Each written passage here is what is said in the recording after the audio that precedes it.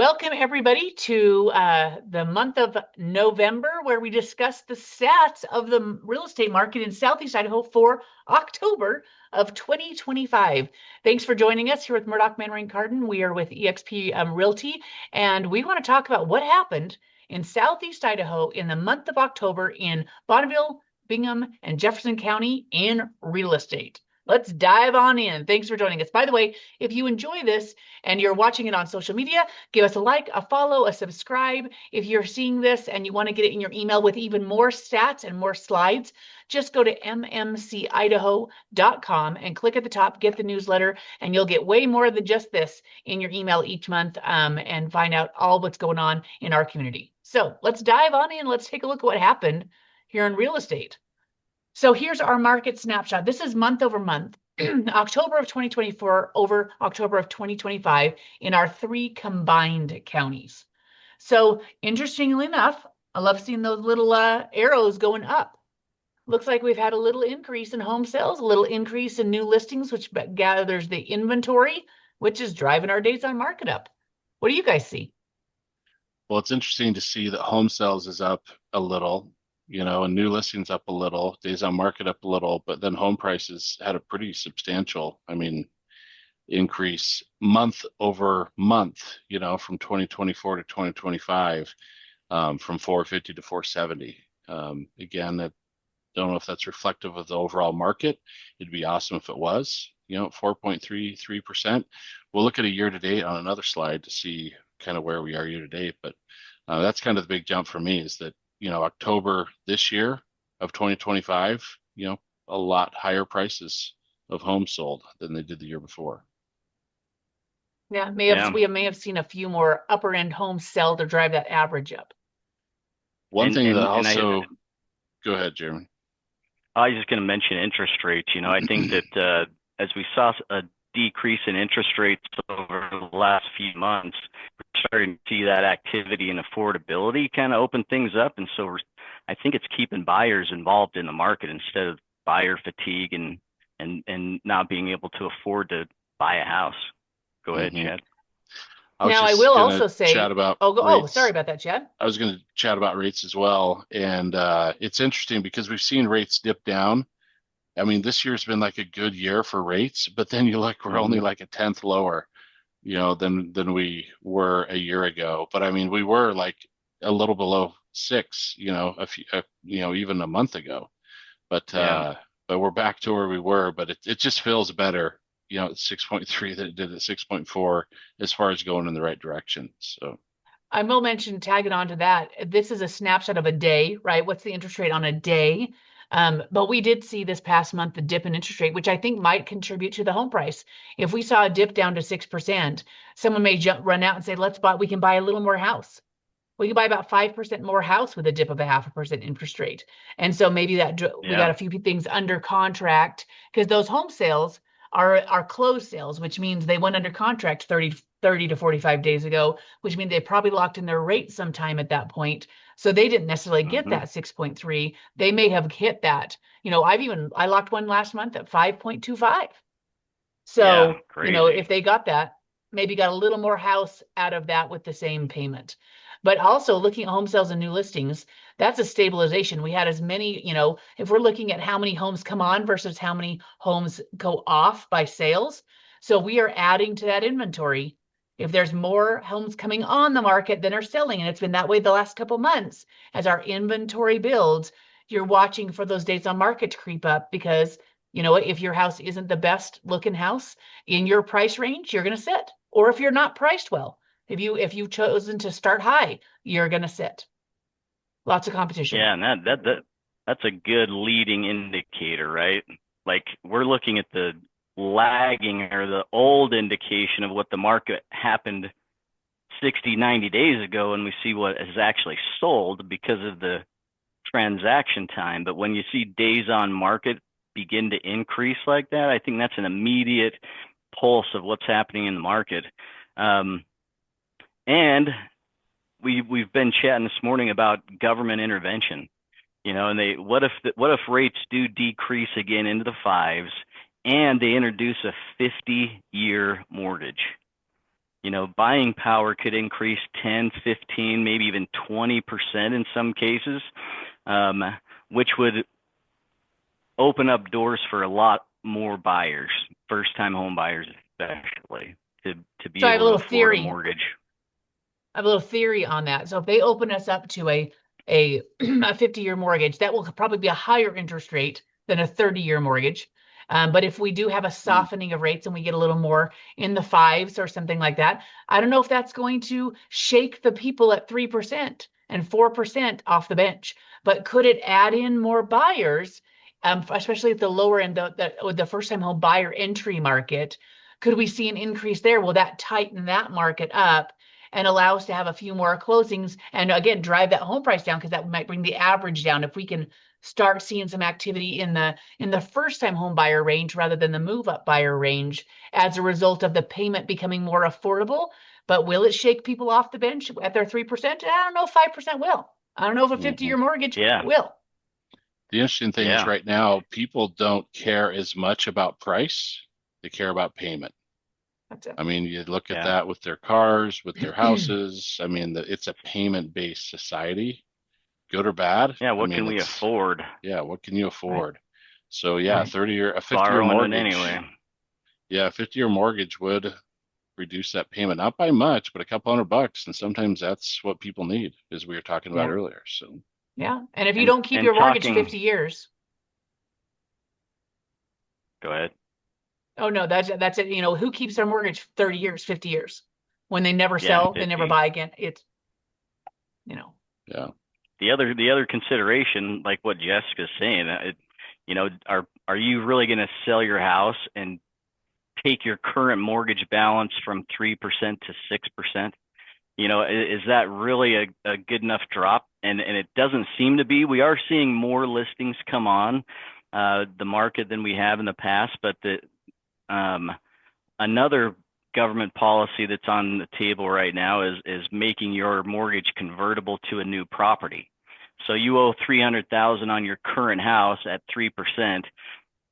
They may create a system and government-backed security that you could transfer that to your new house and keep the 3%. A portable mortgage. You'd have to a portable mortgage, and then you borrow the difference at today's rates if you had to borrow above and beyond what you have on finance. So that's an interesting concept as well, and I like at least the conversations. Right, there's some potential solutions instead of just waiting for rates and waiting for people to sell that are at 2.5%, because that's not happening naturally. Yeah. Man, if they made that work and people could get their 3%, I mean, that would be crazy. I mean, that would open up a lot of doors. So, well, when we see new listings going up, we have to remember the majority of people sell and buy not because they just want to and it's fun. It's because they have to. There's life events that cause buying and selling. That's the majority of our business, right? It isn't just for fun. So when you see new listings starting to come on the market, people want to upgrade. Their house is too small for their kids. They want to downgrade. They've grown out of there. They've got this big house. They want to buy something smaller when all the kids are gone, or they want to buy an investment property, or there's a divorce or a marriage, or nobody wants to rent. So we're going to see new listings coming on no matter what. Can we stimulate the ones that are the shadow inventory, the ones that don't have to, the discretionary seller? Those programs might do that. All right, let's take a look. Let's move on. So here's a little snapshot of the individual counties themselves.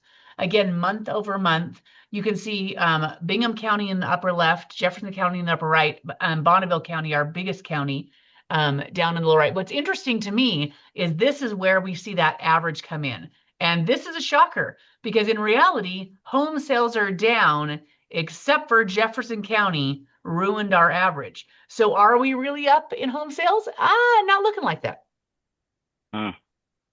Because Jefferson County only had 34. We had 155 in Bonneville, and that was down.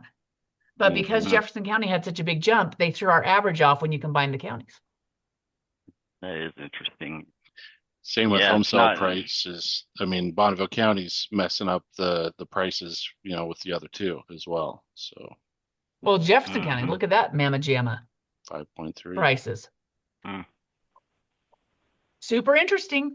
Super interesting to see when you take and break it out and realize these are the numbers that combined into the 3 counties. If you look at Bonneville County and they're happy at 155 sales versus 30 sales in the other 2 counties.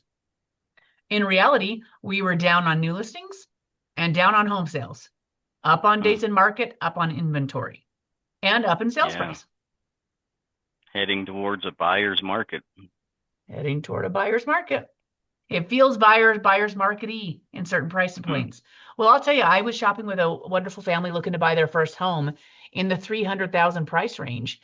And I'll tell you, we went to 6 houses, all priced within $15,000 of each other, and condition was a big deal. It was a big deal amongst those 6 houses because they could find a gamut of condition, and they went with the best condition. They're like, if we're going to pay the same amount for all these houses, condition mattered to them. 200 square feet difference did not make them blink an eye. Condition Interesting. did. Yep. Well, and that's what happens when you have a supply of homes. Is your competitive edge is who's going to be the cleanest, the less clutter. You gotta be making it look really nice. That's your competitive New carpet, advantage. new paint. Have the bathrooms. They can't, the older junky bathrooms. Kitchen condition. When the cabinets don't look great, the appliances are old. Buyers mention that when we walk through the houses. And when you go to 6 houses right in a row, they become really good appraisers real fast. So true, man. Yep. Okay, let's take a look. Market snapshot. So here is year to date. I think this is a far better example of what's going on in the market. Overall, all 3 counties combined. So this is year to date this year over year to date last year. And we're almost at the end of the year. So, pretty good. Look at that. All in all, upward trend. 7.2%. That's good. And I'll say Lawrence Yun, the chief economist for the National Association of Realtors, he's forecasting for 2026 that we will see double-digit growth. Right now we're at 7.2. He's predicting 14%, and for pricing to be very stable. Like an increase of 4%, as opposed to here we have 1%. So he thinks we are coming out of this in a good way in 2026. He said that in 25 and 24, but I think there's eventually he's got to be right. Way to caveat that, Chad. Well, he did say that every single year. Every forecaster's been saying that, but just I gotta throw it out there. What do they say about a blind squirrel? That's right. Yep. Even a blind squirrel's going to find a can nut. Always find a nut. Lawrence Yun's got to be right one of these years. Yeah. Just keep saying the same thing every year and it'll work. Yeah. Well, I really think the absorption rate is a high point of this. This is how it feels. I think people are feeling this absorption rate. And so to explain to someone who this might be their first time watching, absorption rate is if no new homes came on the market, how many months would it take to sell out of the inventory we have? The higher those numbers get, the more the buyer has the advantage. The lower number it is, the more the seller has the advantage. The number of months to sell out means we have a lower inventory and higher buyer demand. Well, as this creeps up above 5, that is moving us into a pretty heavy buyer's market. There are more homes on the market and less homes and less buyers available. That pushes us to where sellers, again, condition is important. Pricing is essential. You're going to have to compete for the buyers that are out there. This next slide, I think, says a lot about new listings that climbed. Let's get to that one, because look at that. New listings climbed up 14%. The number of transactions went up, but we doubled the number of new listings that came on. So we only went up in closing 7%. So there's another 7% that stayed on the market, basically. And that's where that absorption rate, there's more homes than there are buyers for a longer period of time. Yeah. And we're going to see, puts a lot of pressure on price. Right. Price and condition. It's only going to be 2 things. As a seller, it's 2 things. It's price based on the condition of your home. That's really where it's going to come to. And I'll tell you, I think this is also something sellers need to realize as you compete. Be prepared for what's called concessions. this shocks a lot of sellers Mm. that buyers, even I've seen concessions ask for above $500,000 price points. Do they need help with their closing costs? Do they want their money in their pocket, or do they want it going toward down payment? Or can you help them? They'd like to roll those closing costs, the cost of that money into the purchase price, and that's called concessions, and that's on top of paying agent commissions. So just know that's a normal thing. That is something that happens a lot, and your agent should be talking to you in your consultation. What are the comparable homes? How many of them had concessions? Should you be expecting those concessions? Because I'll tell you, if they need to buy the rate down, or if you can help them with their closing costs, so they can put a bigger down payment to keep the payment more affordable. If that's what it takes to entice your buyer to buy your house, I say figure out a way to do it, and you might need to expect to help those buyers get into your house. Hmm. Yeah. So It's good. Still seeing an increase in price, no decrease overall. So I mean, compared to, you know, the meltdown we had in 08, 09, 2010, this is we're at least we're staying steady. Yeah. That's my take. I think we have a very stable market. I think we have a very stable market, and I think we're very kind of balanced right now, and maybe a little heavy toward the buyer side, depending on your price point.